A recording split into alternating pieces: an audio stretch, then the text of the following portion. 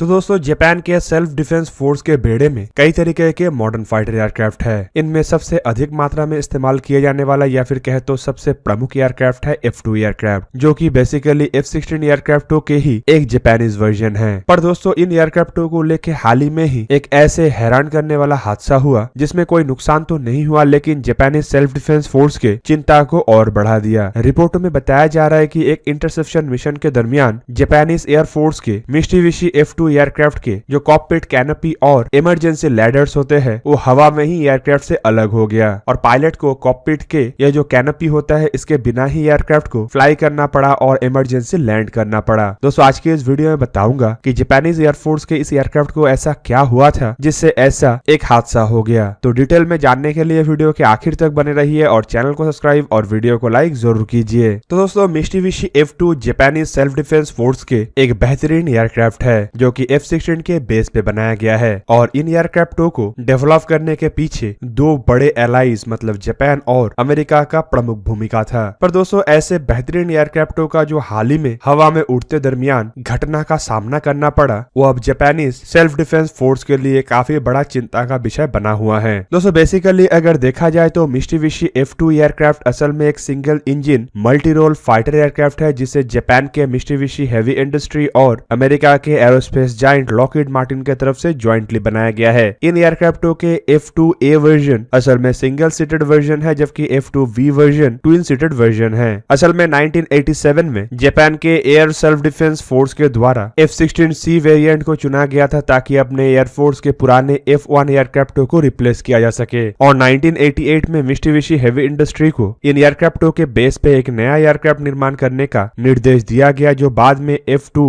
Aircraft के नाम से पहचाना गया। बेसिकली प्रोजेक्ट के अंतर्गत अमेरिका के द्वारा जापान को ट्रांसफर ऑफ टेक्नोलॉजी किया गया था जिनमें प्रोडक्शन कॉस्ट को भी दो हिस्से में बांटा गया था और इस कॉस्ट में से 60% के कॉस्ट जापान को बेयर करना पड़ा जबकि अमेरिका के द्वारा करीबन 40% प्रोडक्शन कॉस्ट को बेयर किया गया और मित्सुबिशी कंपनी की तरफ से निर्माण किया गया ऐसा पहला एयरक्राफ्ट जापानी सेल्फ डिफेंस फोर्स को मार्च 2005 को मिला। और दोस्तों पहली बार इन एयरक्राफ्टों को जापान के द्वारा साल 2007 में एक मिलिट्री एक्सरसाइज के दरमियान अपने देश के बाहर तैनात किया गया था और ये तैनाती गुआम में अमेरिकी एंडरसन एयरबेस में था। इस एक्सरसाइज के दरमियान जापान के द्वारा लाइव हथियारों को फायर करके भी दुनिया के सामने दिखाया गया कि जापान के ये जो एयरक्राफ्ट है ये कितना अधिक ताकतवर है। दोस्तों एयरक्राफ्ट के कॉकपिट में 3 मल्टी फंक्शनल डिस्प्ले है जिनमें ओकुगावा नामक कंपनी की तरफ से निर्माण किया हुआ LED डिस्प्ले के साथ साथ समेत्सु नामक कंपनी की तरफ से निर्माण किया हुआ पायलट्स हेड अप डिस्प्ले तक शामिल है। दोस्तों एयरक्राफ्टों में integrated electronic warfare system, mission computer, active phase radar जैसे अत्याधुनिक इक्विपमेंटों का भी इस्तेमाल किया गया है जो बेसिकली मित्सुबिशी इलेक्ट्रॉनिक्स कंपनी की तरफ से निर्माण किया गया है। इन एयरक्राफ्टों में मेन गन के रूप में M61A1 जैसे 20 मिलीमीटर के मल्टी बैरल कैनन का इस्तेमाल किया गया है जबकि इसके अलावा इसमें 13 हार्ड पॉइंट्स होता है जिसके सहारे अलग अलग तरीके के हथियार और इक्विपमेंटों को कैरी किया जा सकता है और इन 13 हार्ड पॉइंटों में से एक हार्ड पॉइंट एयरक्राफ्ट के फ्यूसलाज के नीचे और एक हार्ड पॉइंट एयरक्राफ्ट के विंग टिप में है जबकि बाकी के 10 हार्ड पॉइंट मतलब 5-5 के संख्या में दोनों विंग के नीचे रहता है। दोस्तों इन एयरक्राफ्टों की अगर क्षमताओं को देखा जाए तो रिपोर्ट के मुताबिक हथियार के स्वरूप इसमें रेथियन के द्वारा निर्माण किया हुआ M7FM medium range Sparrow air to air missile और रेथियन की तरफ से ही निर्माण किया हुआ M9L short range sidewinder missile जबकि मित्सुबिशी हेवी इंडस्ट्री की तरफ से निर्माण किया हुआ AAM-3 short range air to air मिसाइलों को लगाया जा सकता है। F2 एयरक्राफ्टों में इसके अलावा भी कई तरीके के हथियारों को लगाया जा सकता है जिनमें ASM-1 और ASM-2 जैसे जापानीज एंटी शिप मिसाइल तक शामिल है। इन एयरक्राफ्टों में जनरल इलेक्ट्रिक की तरफ से निर्माण किया हुआ F110 GE-129 after burning turbofan engine का इस्तेमाल किया गया है जिसका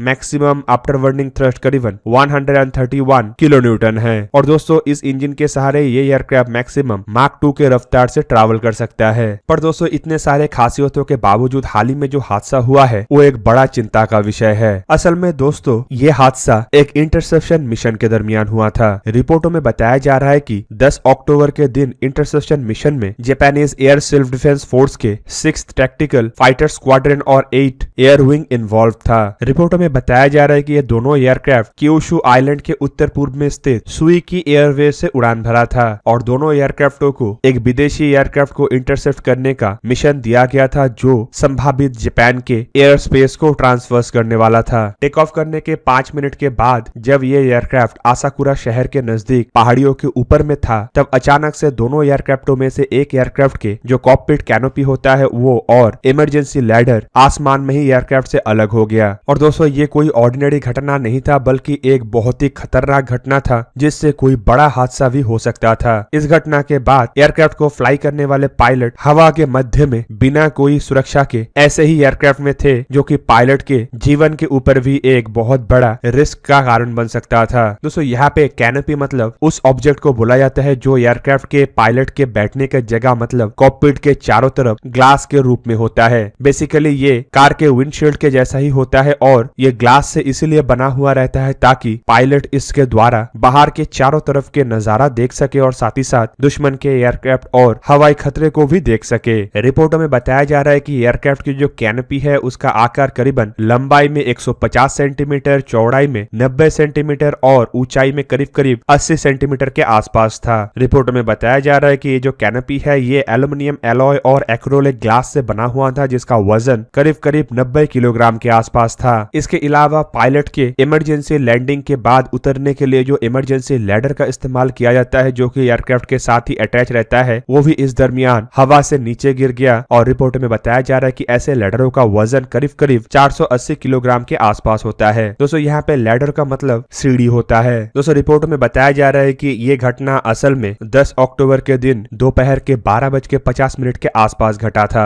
इवन ये भी बताया जा रहा है कि ऐसे घटना होने के बाद पायलट के द्वारा तुरंत ही सूझबूझ दिखाते हुए एयरक्राफ्ट को वापस सुईकी एयरवेज में लाया गया और इमरजेंसी लैंड कराया गया। घटना के बाद जापान के डिफेंस मिनिस्ट्री की तरफ से भी बयान जारी करते हुए बताया गया है कि इस घटना से किसी को कोई इंजरी नहीं आया है और कोई मेजर नुकसान नहीं हुआ है। जबकि साथ ही साथ ये भी बताया गया है कि एयरक्राफ्ट से जो कैनोपी और इमरजेंसी लैडर गिर गया है उसे भी ढूंढने के लिए एक टीम को तैनात कर दिया गया है और फिलहाल इसका खोजबीन जापान के शहर फुकुओका प्रांत के असाकुरा शहर में किया जा रहा है। दोस्तों इवन इस घटना के एक दिन के बाद मतलब 11 अक्टूबर के दिन जापानीज सेल्फ डिफेंस फोर्स की तरफ से एक बयान में यह भी बताया गया कि एयरक्राफ्ट जो इस मिशन के दरमियान क्षतिग्रस्त हुआ था उसे फिलहाल रिपेयर भी किया जा रहा है और साथ में यह भी जानकारी दिया गया है कि मिशन को एग्जीक्यूट करने के लिए इस एयरक्राफ्ट को हटा के और एक एयरक्राफ्ट को भी तैनात कर दिया गया था। जबकि दोस्तों जापान के डिफेंस मिनिस्ट्री की तरफ से जिस क्षेत्र के ऊपर यह घटना घटा उस क्षेत्र के लोगों से माफी भी मांगा गया, पर जापान के एयरफोर्स मतलब Japanese air self defence force के उच्च अधिकारी की तरफ से इस घटना को लेकर बयान देते हुए बताया गया कि ये काफी भयावह घटना था और इससे बड़ा नुकसान भी हो सकता था। खास करके ऐसे समय कई बार पायलट नियंत्रण खो देते हैं और एयरक्राफ्ट क्रैश भी हो सकता है। दोस्तों अगर देखा जाए तो हवा में उड़ते वक्त ऐसे कई तरीके के इंसिडेंट होता है, लेकिन हवा में उड़ते समय एयरक्राफ्ट के कैनोपी ही एयरक्राफ्ट से अलग हो जाए ये काफी रेयर घटना है। फिलहाल इसे लेके जापान की तरफ से जांच भी बैठाया गया है और बताया जा रहा है कि जल्द ही इसका कारण ढूंढते हुए इसे सॉल्व कर लिया जाएगा। पर दोस्तों मेरा मानना यह है कि जब तक जापान की तरफ से इसके कारण को ढूंढना संभव नहीं हो पाता है तब तक F2 एयरक्राफ्टों को लेके जापान का एक चिंता बरकरार रहेगा, क्योंकि ऐसा घटना अगर दोबारा घटता है तो ये बड़ा हादसे का भी रूप ले सकता है, क्योंकि इससे खाली पायलट अपने नियंत्रण नहीं खोएंगे बल्कि एयरक्राफ्ट किसी भी घनी आबादी वाला एरिया के ऊपर भी गिर सकता है, जिससे पायलट के जान के ऊपर तो खतरा रहेगा ही, साथ में घने आबादी में बसने वाले लोगों के ऊपर भी बड़ा खतरा रह सकता है। तो दोस्तों ये था आज का वीडियो। अगर आपको वीडियो अच्छा लगा तो इसे लाइक कीजिए और मेरे चैनल को सब्सक्राइब कीजिए और साथ में बना हुआ बेल आइकन को भी प्रेस कर दीजिए ताकि आप मेरा वीडियो देख पाए सबसे पहले। जय हिंद।